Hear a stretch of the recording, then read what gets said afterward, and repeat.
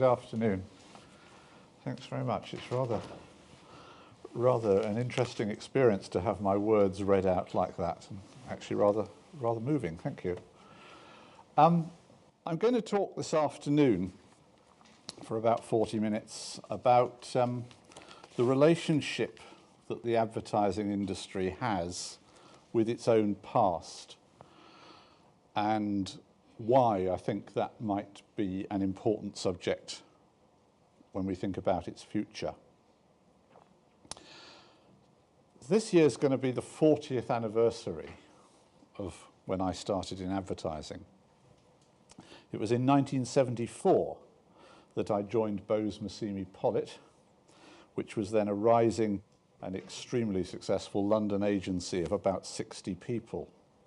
And if you want to picture the offices that I showed up at on that October morning in terms of a popular TV series, think less about Mad Men and think more about life on Mars.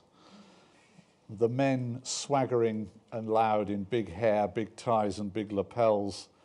The girls mostly ensconced behind their IBM golf ball typewriters, whose deafening clatter filled the air along with plenty of cigarette smoke and bad language.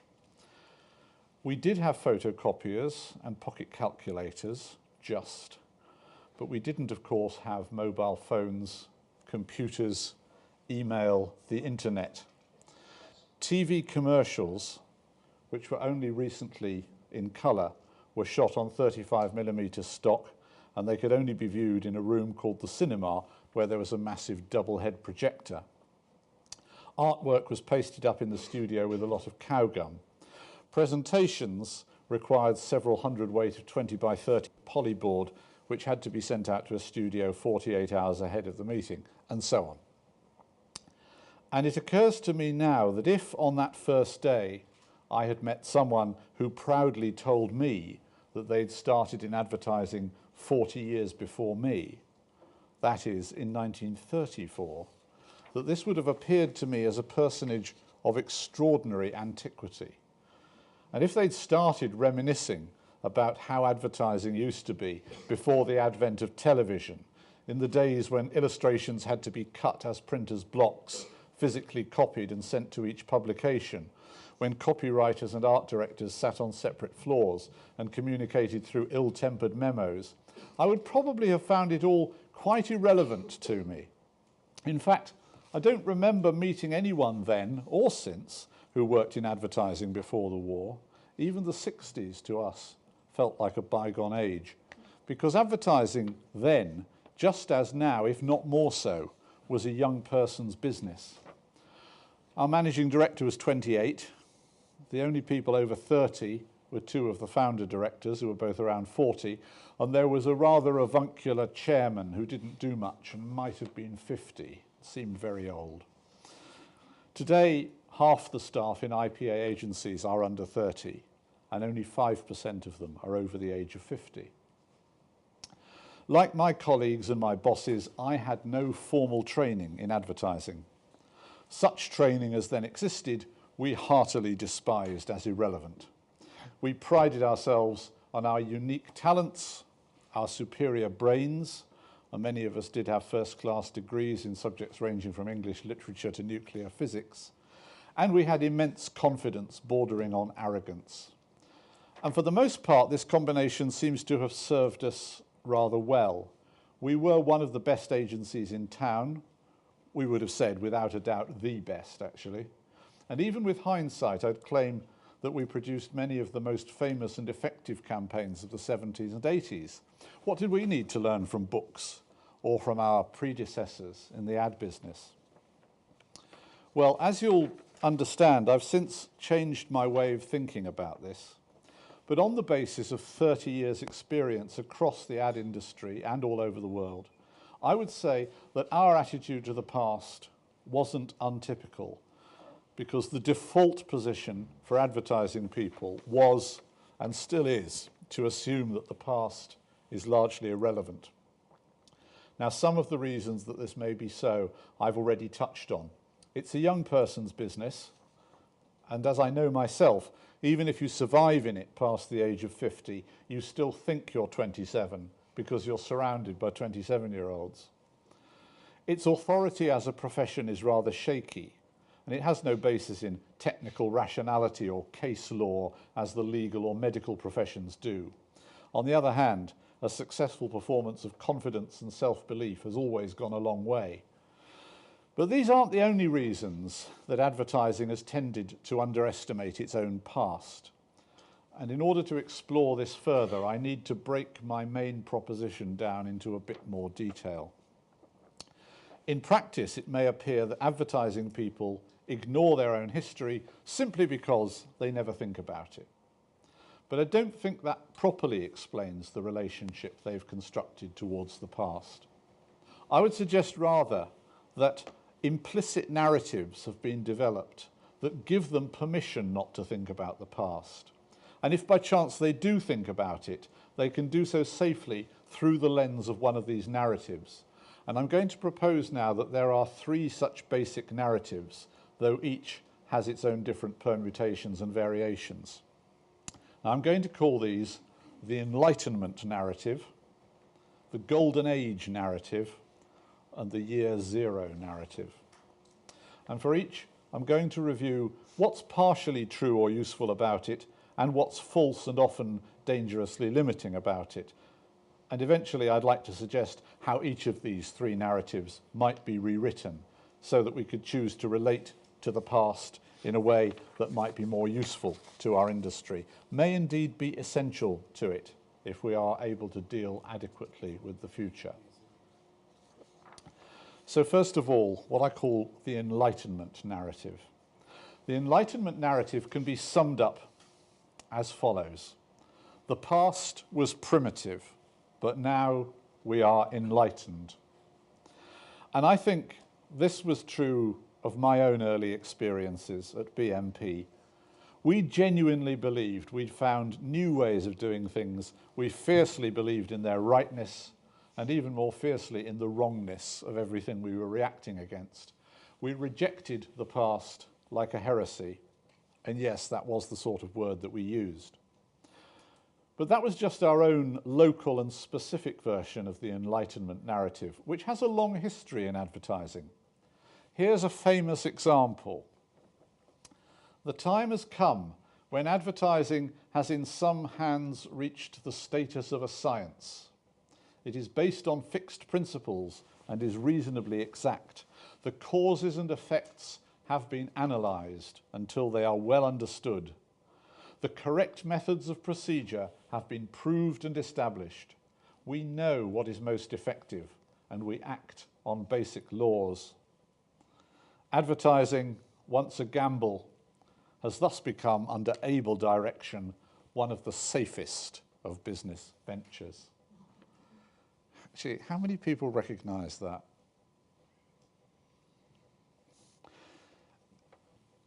This is the opening passage from Claude Hopkins' 1923 book, Scientific Advertising. And incidentally, I have used this in many teaching sessions with advertising professionals over the years. Hardly anyone has ever recognised, or worse, hardly anyone has ever even heard of Claude Hopkins. Yes, this was the best-selling advertising book of all time. Sold over 8 million copies. And David Ogilvy said no one should work in advertising until they'd read it 7 times. Now, Hopkins's principles, which were based on mail order response, are pretty much the antithesis of what we worked to at BMP back in the 70s. But like us, he expresses his absolute confidence that he now knows the right way to go about advertising, and everything before this is dismissed as primitive and haphazard.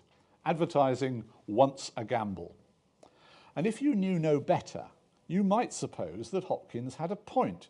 Surely anything before 1923 must have been the dark ages of advertising.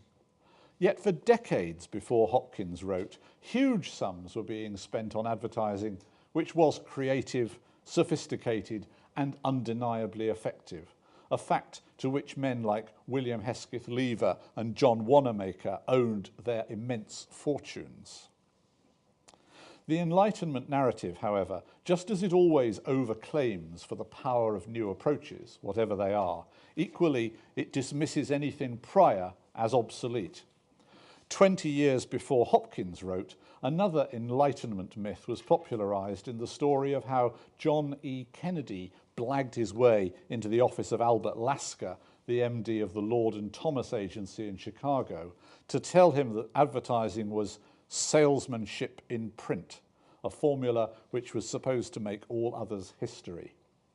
And later Enlightenment narratives would include the rise and later the fall of motivation research in the 1950s, Rosser Reeves's theory of the unique selling proposition in the 1960s, and at about the same time, the so-called creative revolution, more of that one later.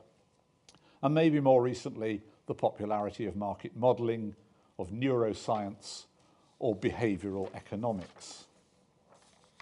Of course, within this kind of narrative framework, today's Enlightenment is generally doomed to become tomorrow's obsolete mumbo-jumbo, and that is the central danger of this way of thinking. Over time, we should expect to make new discoveries and get better at what we do, but we don't get better by expecting too much from the latest craze and ignoring everything that's been achieved in the past. The Enlightenment narrative is popular because it makes things appear much simpler than they are. It takes one narrow perspective and says, this is all you need, generally attaching a high premium to novelty. It rewrites history so that everything else is positioned as irrelevant and wrong, inevitably ignoring any inconvenient facts. And the payoff is that in order to be an expert in advertising, you don't need to pretend to understand anything other than the latest fashion. You only need to assert with sufficient confidence that everything else is old hat. Well, the Enlightenment narrative is still with us, but I think it's become much harder for people to sustain than it used to be. Ad people today are less likely to have the same sense that we did in 1974, that things had never been better. So to a large extent, I think the Enlightenment narrative, as I've described it, has been today superseded by the year zero narrative, my third narrative, which I'll describe in a moment. And part of the reason for this change has been the corresponding rise of my second narrative. This is what I call the Golden Age narrative. In a recent survey of 500 UK advertising executives, more than 70% believed that the best years of the advertising industry were in the past. I don't have more detail of that survey, but I can fill it out a bit from my own contact with agencies and my own reading. There's a definite tendency to admire, sometimes even to fetishize ads from the past, though this is often also very selective, with the same ads repeatedly chosen as the points of reference. DDB New York campaigns from the 60s, Levi's ads from the 80s, the Guinness Surfer, the Smash Martians.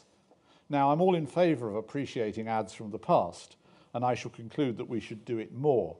But what strikes me about this narrative is the way it looks back on the canonical campaigns with a certain nostalgia, perhaps even a certain despair.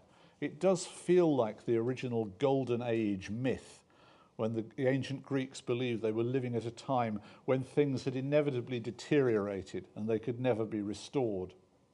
While today's advertising professionals may dream of producing ads that in their view will emulate these models, they're more likely to talk about why that is so much more difficult today, perhaps why it's even impossible. And their reasons have enough truth in them to sound plausible, but I think they're hugely exaggerated. The dominance of pre-testing, the mindset of the clients, the lack of money, the lack of time, the agency's lack of any power to change things. Back in the 70s, or whenever the Golden Age was, so this narrative goes, it was easy to produce great work. Agencies were treated with respect. Creative people were treated like gods. Everyone had long lunches and went home early. Clients bought whatever they were offered and were grateful, or else they were told to fuck off. And today, well, as I say, there are some shreds of truth in this, including maybe some important ones. ad agencies, the best ones anyway, were probably more confident and more assertive, prepared to stand up for what they believed in. The business was more prosperous, and there certainly was more time for lunch, which was actually where a lot of the real work got done. But the business of getting agency and client to agree wasn't obviously simpler than it is today. The gestation of those great campaigns was normally long and painful and uncertain, and we did all work long hours, and we did suffer from stress. After all, though, I have the impression that the business today has become less fun and less rewarding than it was 40 years ago. And I'd agree quite subjectively that the overall quality of the work has deteriorated. And if those things are true, I do not have any simple solutions as to how they might be improved. All I want to suggest here is that the narrative of the golden age, as I've described it, is fundamentally unhelpful. It is a disempowering narrative. It functions so that today's advertising people can demonstrate to themselves that they do have excellent taste and they know exactly what they would like to be producing for their clients, while at the same time acknowledging that they don't, and generally putting the blame for that onto somebody else. Well, how does the industry manage to live with two dominant narratives that fundamentally appear to contradict each other, the Enlightenment narrative and the Golden Age narrative? I think there are at least a couple of ways that this is accomplished.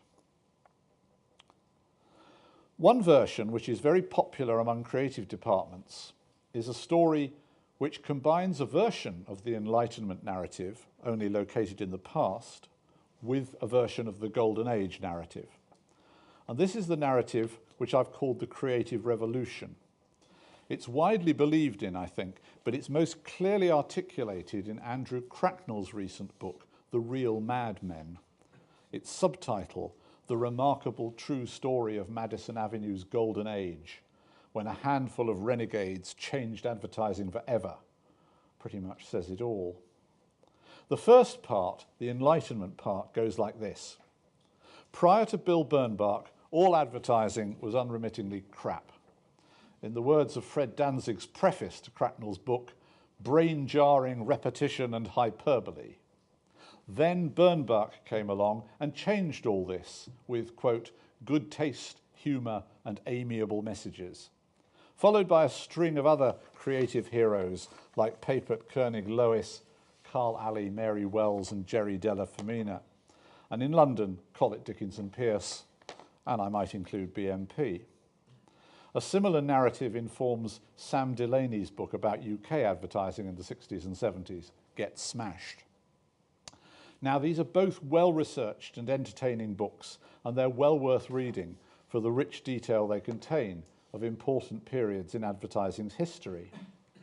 But their limitation, especially Cracknell's, is in what they leave out, which creates a very partial view of history.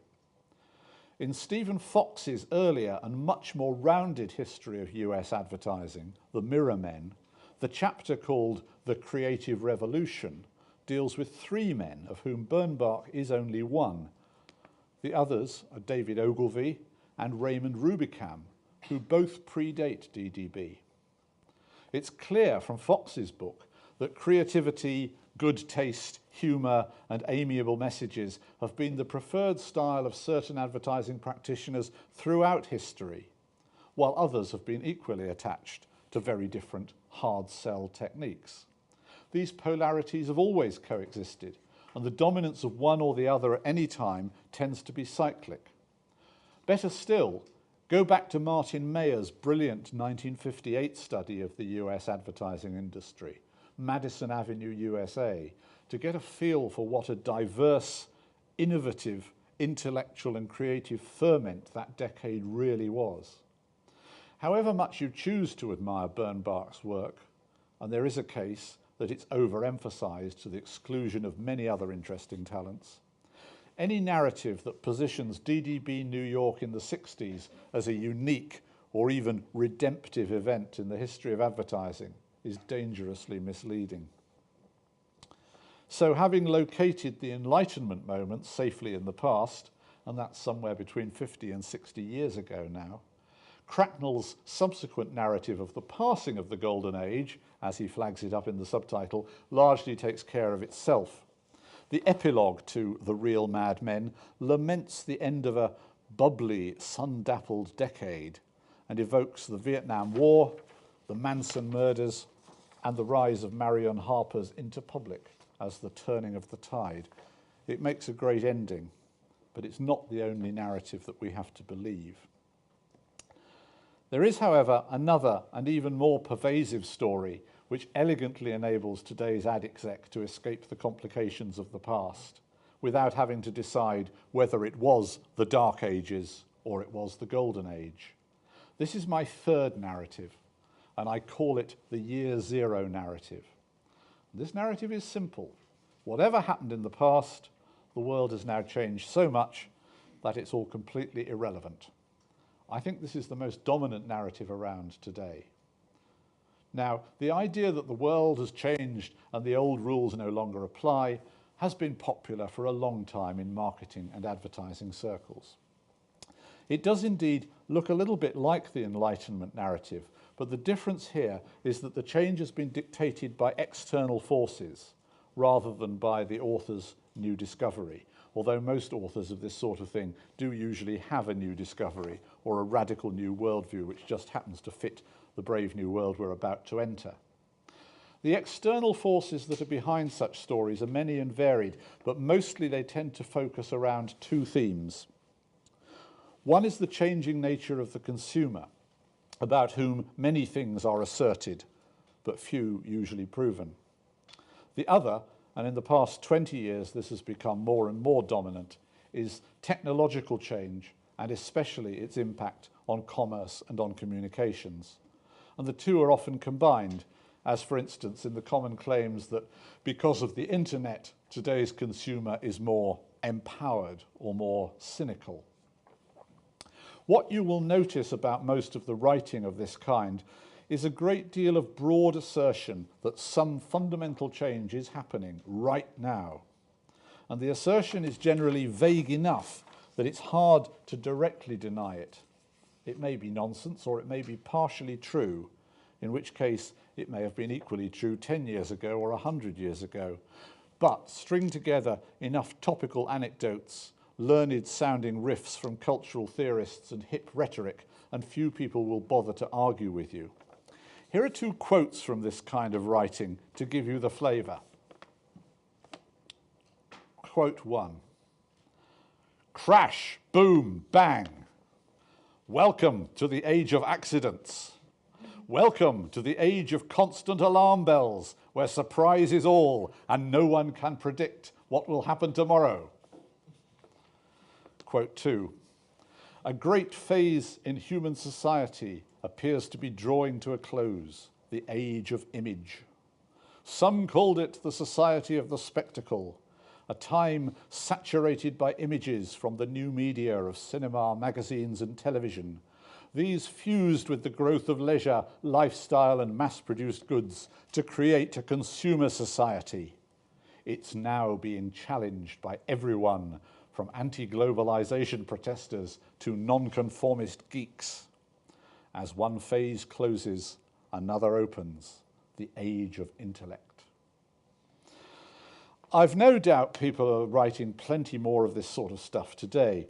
As it happens, these are from the opening sections of two books that were published in 2000 and 2002, respectively. Do you remember the world changing suddenly then? The start of the age of accidents, which oddly coincided with the dawn of the age of intellect. The first book, Funky Business, by Jonas Riddersträhle and Kjell Nordström, concludes that in this new age of accidents, quote, the only way to create real profit is to attract the emotional rather than rational consumer by appealing to their feelings and fantasy. The second book, John Grant's Mind-Altering Marketing, argues that the age of image is dead. Quote, the truth about brand image is that it was a pack of lies. How did people get taken in for 50 years by these fantasies? So one presents as new a proposition that I'd rather incline to agree with, but don't see anything remotely new in. And the other announces, also as new, the exact opposite. And the fact that I don't believe it for a moment isn't really important. As usual in this kind of writing, both banal platitudes and eccentric speculation are presented as evidence for the way the world has changed. Actually, some of these portentous generalizations about the consumer make me quite angry, not just because they're so obviously spurious, but because of the arrogance and contempt they often imply for the public. How did people get taken in for 50 years by these fantasies? Well, obviously because they were stupid. And now, suddenly, mysteriously, they're not. Except, even more mysteriously, they're still buying brands. They're still visiting Starbucks and McDonald's, drinking Coca-Cola, and thinking how cool Apple is. A couple of years ago, Professor Richard Scase of the University of Kent wrote an article in the respected journal Market Leader about what he called the iPod generation. Quote, "The iPod generation lives in an almost completely digitalized world in which interpersonal communication is spontaneous, egalitarian, and supportive of intense information and decision-making flows. The iPod generation is in control. No one tells them what to buy. As consumers, they are not persuaded by the marketing and selling strategies of corporations." The author seems quite unconscious of the irony that he has chosen to name this fictitious generation who are not persuaded by the marketing and selling strategies of corporations after a temporarily fashionable, premium-priced and highly advertised brand. Meanwhile, I suppose that my own generation, which actually includes Professor Scase himself, has always been out of control, and we've just bought what we've been told to because we're gullible idiots who deserve no better. You'll have gathered that I don't think much of claims that the consumer has fundamentally changed, and if you want to persuade me otherwise, I would like to see much harder evidence than any I've seen so far. On the other hand, I couldn't really pretend that technology hasn't changed, or that it hasn't had a major impact on commerce and communication channels during the last 20 years. The question is, do these changes, however wide-reaching and important they are, support a narrative that renders the previous history of advertising irrelevant? Well, I want to argue not just that they don't, but that the opposite is true, that we'll only be able to respond adequately to the continuing rapid pace of change in commerce and communications if we understand the basic principles of how people are influenced by publicity. And we can best understand those principles if we're prepared to study both the theory and the practice that have been built up over the last 150 years. I'm not so naive as to claim that online commerce is just a modern version of mail order, or that an email is no more than today's equivalent of a telegram, or that a banner ad is really just the same as an earpiece in a 1952 copy of the Evening Standard. But then again, I'm not so stupid as to imagine they're totally different either. The year zero narrative is supported by focusing only on those things that have changed, and there are plenty of them. Some of them are big and important things, and I'm not getting into an argument about which they are. But we can also choose to focus on those things that haven't changed, and there are plenty of those too. Let me suggest at random some broad headings. The emotional basis of decision-making, people's interest in reading text, what makes people laugh or cry, the desire to share opinions with others, the need to contact someone in charge when things go wrong, consumers' attention spans, despite wild claims to the contrary, attitudes to being interrupted at the wrong moment, buying decisions mediated by brands. Sometimes price is important, sometimes it isn't. The importance of low attention processing in persuasion. Interest in relevant facts when making certain purchases.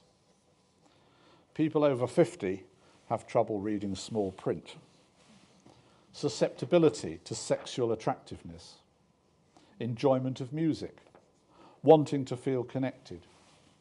appreciation of good service, and wanting to feel valued as a customer.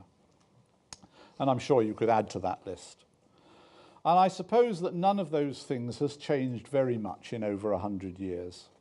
What's more, during that 100-year period, they've all been understood in some way and exploited by successful marketers and screwed up by others. Although many things change over time, the fundamentals of how people learn, perceive, choose, and influence each other don't change, not even when they discover television or mobile phones or Twitter. And the fundamental questions of advertising in whatever medium have similarly remained the same throughout its history. Are people more influenced by words or by pictures? Do you need to remember what you've seen to be influenced by it?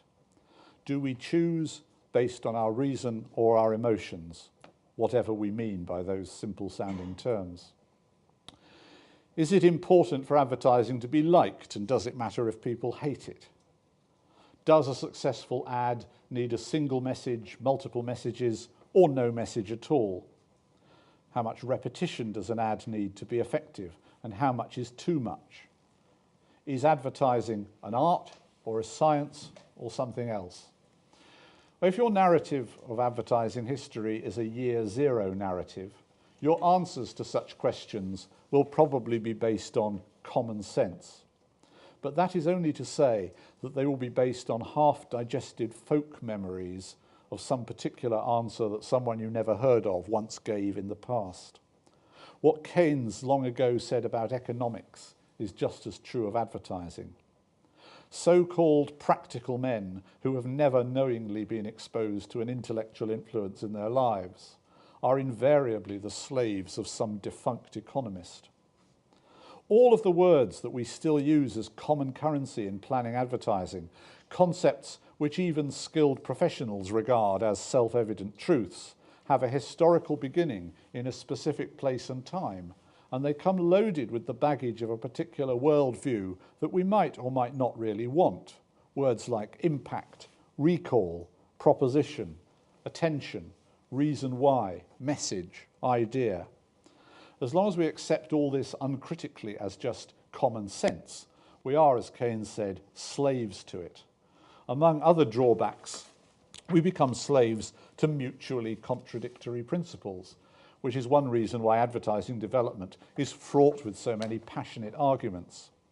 When the client insists on factual copy and the creative director insists on an attention-grabbing picture, neither will recognise that this is a standoff between a copywriter of the 1920s who honed his craft as a travelling preacher and snake oil salesman, and a college professor from the Midwest who in the 1940s invented a highly lucrative but somewhat facile technique for evaluating press ads. When I came into this business, like my colleagues, I knew little of its past and cared less. But as I slowly, somewhat haphazardly began to uncover more about the history of advertising, I realized it was not just a fascinating story. I discovered that at every point it helped me make sense of the situations I found myself in daily in the course of my work. I realized that the dilemmas we were struggling with were not new, and neither were most of the answers we were produced. Our processes, our language, our research techniques, all the things that we took most for granted, turned out to be hand-me-downs from the past. Our most fundamental assumptions, the ones we never questioned or never even articulated, they were the echoes of some long-dead copywriter with a gift for words. When we thought we were thinking for ourselves, we were most likely to be thinking only the thoughts of others, those same others who in our youthful arrogance we thought we were choosing to ignore. Year zero thinking didn't just cast us adrift without direction. It trapped us without realizing it in directions not of our own choosing. And our ability to decide clearly where we want to go to in the future, I now believe, depends first of all on our understanding of where we and our predecessors have already been. Maybe we did have it easier in the 70s. We were flying high on a newly cresting wave of high-production colour TV commercials. We could get away with not thinking too much about history.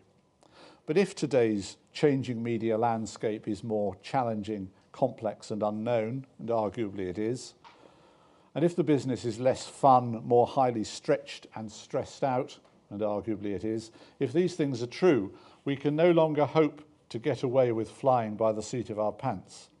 We need to be open to the lessons of history in order to deal adequately with the future. With this in mind, I recently completed a short review of the history of advertising thinking, ranging from the 19th century to the present day, which I hope to publish later this year. And in this review, I identify 6 main different ways of thinking about advertising, all of which have influenced advertising practice throughout this historical period, though they do go in and out of fashion. And you could come up with more than 6, but 6 was a neat number, and it was enough to cover the territory for the time being. Most importantly, all 6 of them, I think, can be of practical usefulness to us today. The first of the 6 ways of thinking, which I call advertising as rational persuasion, has undoubtedly been the dominant mode of thinking at most times. And it's from various versions of this model that we get most of our basic concepts: the proposition, the message, persuasion, benefits, reason why, attention. And it still underlies most creative briefing formats and most research methodologies. Now, I've argued a lot in the past about the limitations of this model, which are real and important, but there's also a lot we can learn from understanding why it was so popular and how it's been used effectively too. The second model I call advertising as subconscious seduction, and that is in many ways the antithesis of the first, and it appears throughout history mostly as a kind of permanent opposition to it. It's variously and controversially appeared in the guise of the soft sell, motivation research, the hidden persuaders, and more recently has been substantially backed up by new discoveries in psychology and neuroscience, such as low attention processing, implicit learning, and the emotional basis of decision-making. It's important and it deserves to be better understood and believed than it is. But again, it's still not the whole answer. Then there are some other basic models that run throughout advertising history and make sense of lots of successful campaigns. There's advertising as fame or mere publicity, which is both one of the earliest models and is powerfully supported today by the Ehrenberg Bass Institute's research and by Peter Field and Les Binet's meta-analysis of the IPA effectiveness cases. There's advertising as a way of relating, that it works not by communicating content, but by using other types of signals to create and maintain the relationship between the consumer and the brand. There's advertising as the social construction of reality. And in my book, this owes a lot to Edward Bernays, the great founder of public relations, whose understanding of mass psychology was frankly decades ahead of most writers on advertising. Then the last of my 6 ways of thinking about advertising is what I've called advertising as humbug, an expression that was proudly used by the great 19th century showman P.T. Barnum. While we argue grandly today about whether advertising is art or science, we forget that it may have an equal claim to be, after all, show business. If today's practitioners were to honour Bernays and Barnum as much as they now honour Bernbach, the range of thinking they could bring to their clients' needs would be enormously extended. Well, I've made my own wild generalisations about the ad industry here, I know, and I've suggested that ad people today underestimate their past because they're in the grip of one or more narratives that in one way or another distance them from it.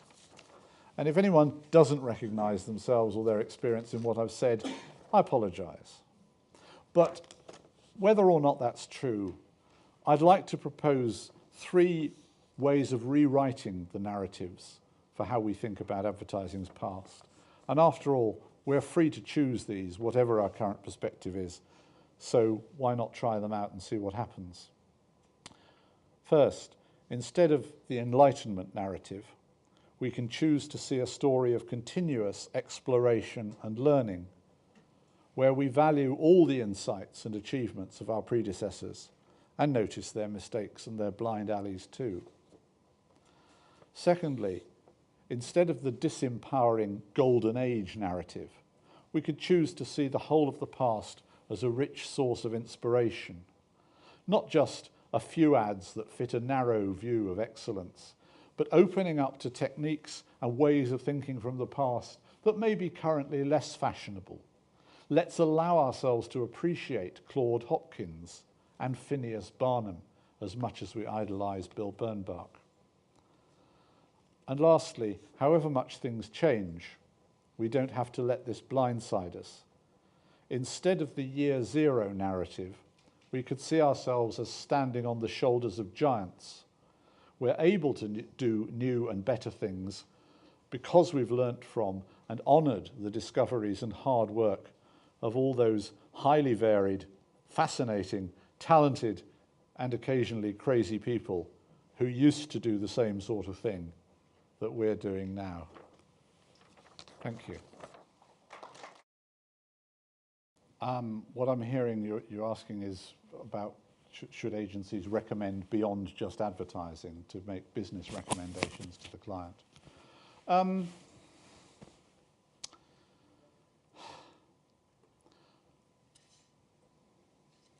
I think I'm sure we did that.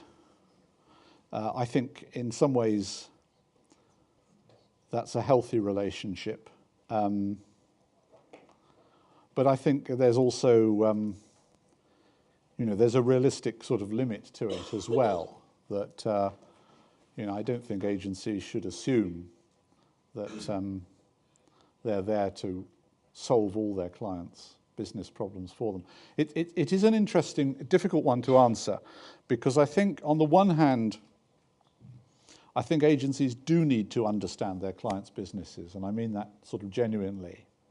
It's an overused phrase, but they need to understand how their clients make money, and they need to understand what else is going on, because I think that's essential to intelligent recommendations.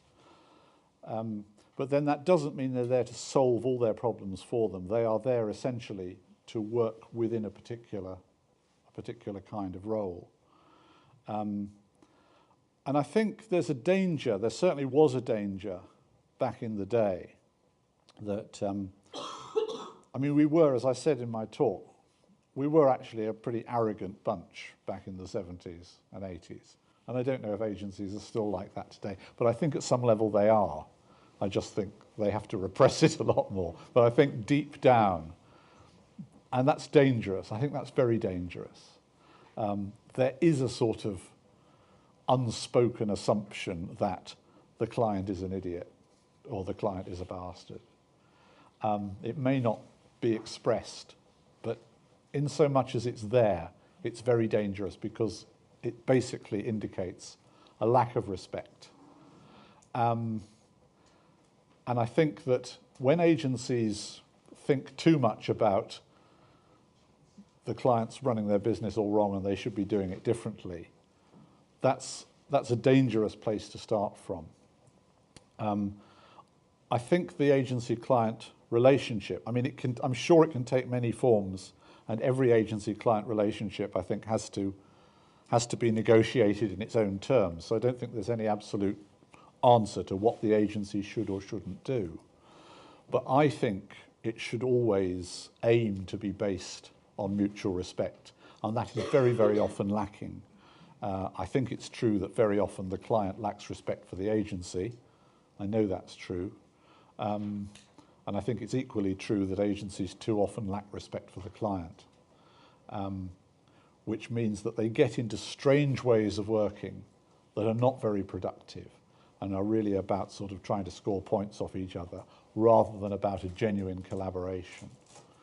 So I think for me the important thing is the relationship should be based on mutual respect, and that what both sides should be aiming for is a genuine collaboration, working together. You read some words from my website at the start of this, and I suppose I partly about how I aim for a collaborative way of working as a consultant. At least that's a clear ideal in my mind.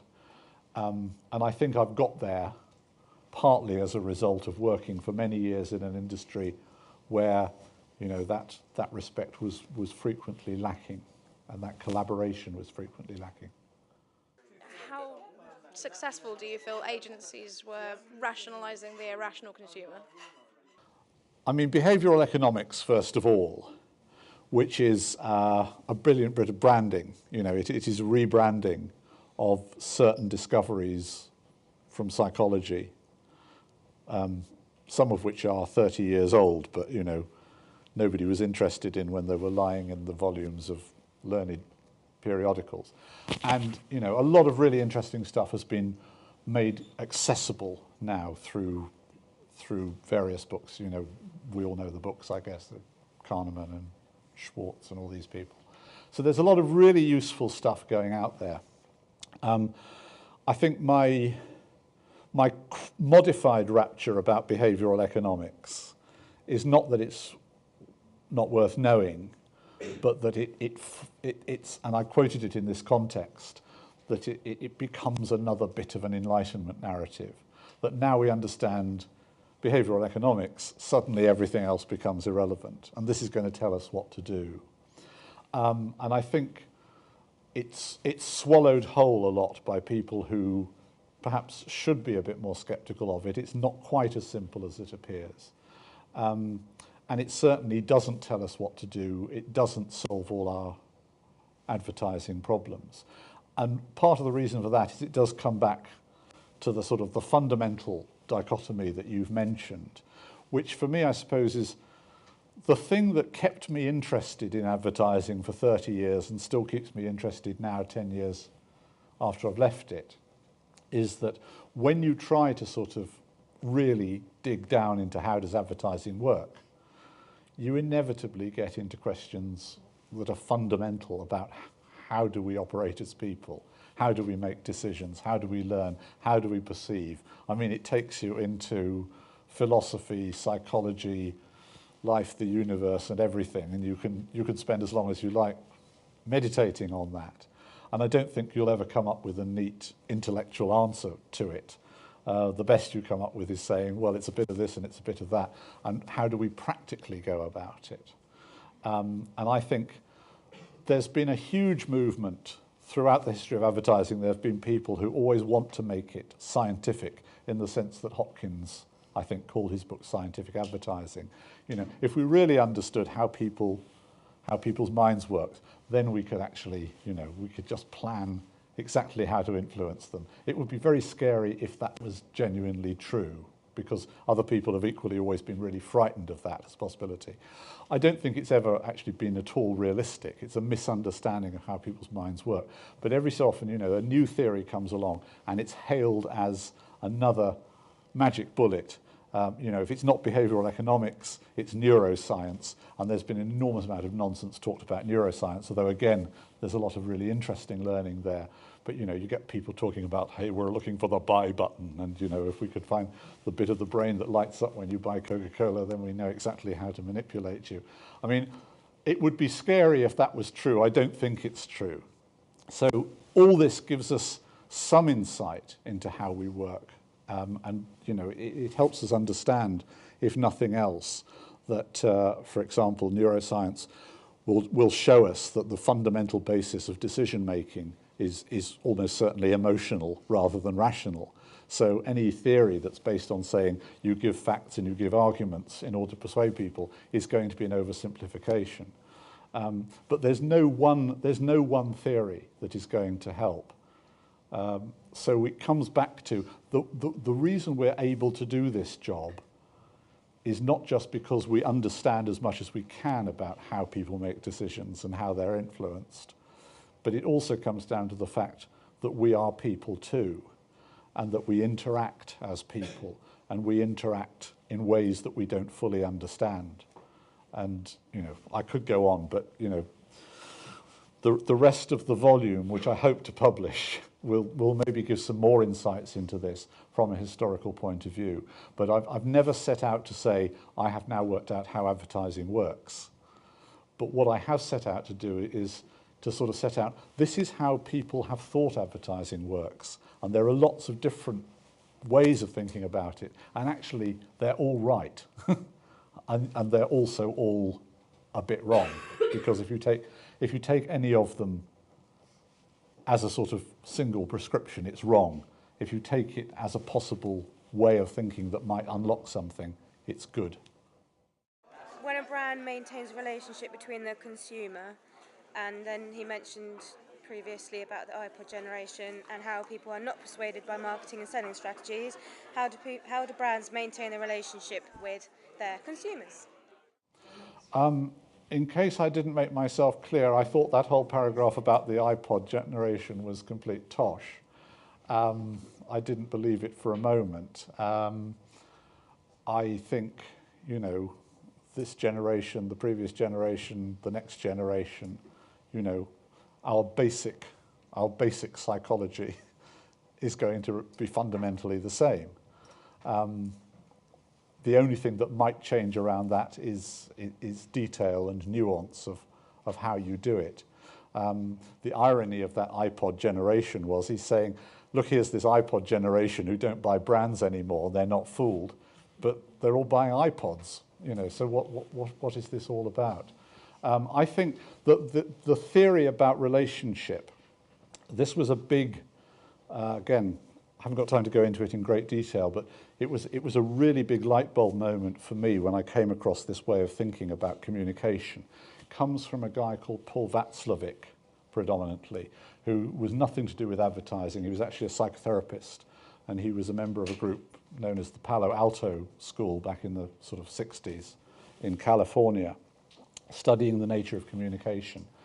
And he came up with this fundamental idea that what is communication? All previous theories of communication had been, it's about transmitting content. You know, it's like I send a message, you receive the message. He was a psychotherapist, so he wasn't terribly interested in that. He was more interested in, why do we communicate? What's going on when people communicate? What's the nature of communication when a husband and wife are continually arguing with each other? Is it about the content?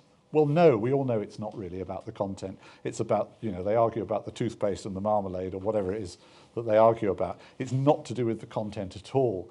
What communication is really about is about creating, maintaining, changing the relationship between the people who are communicating, and they're communicating with each other. And I suddenly thought, isn't that a much more helpful way to think about advertising in many cases than the obsession with the content of the advertising, which tends to dominate our tedious meetings in airless rooms, you know. And when you look at great successful campaigns, particularly the more entertaining and creative ones, and you say, how do they work? How does the PG Tips campaign over 40 years do its business? Is it telling people anything about tea? Well, no, it's not telling anybody anything about tea for the most part. What it's doing is it's making them smile, and it's making them feel complicit, and therefore it's creating a sort of relationship between the brand which makes people feel warmer towards the brand. I think my first boss, Martin Bowes, of Bowes Massimi Pollitt, understood this very well, and I remember him explaining it to me almost in my first week in the advertising business. And I thought, and he used to say something like, you know, we believe that if you invite yourself into somebody's living room for 30 seconds, you've got a duty not to bore them or insult them. But if you're charming, you know, they might like you a bit more. And if they like you a bit more, they might buy your brand. And I remember at the time thinking, yeah, you know, that sounds all a bit twee, doesn't it? I'm actually 40 years on and having, you know, read Václavic and a lot of other people, I think that was very, very accurate. Again, it's not the whole answer, but I find it a very helpful way to think about advertising. Don't fixate on the content, but think about what's the effect that this advertising is having on the relationship.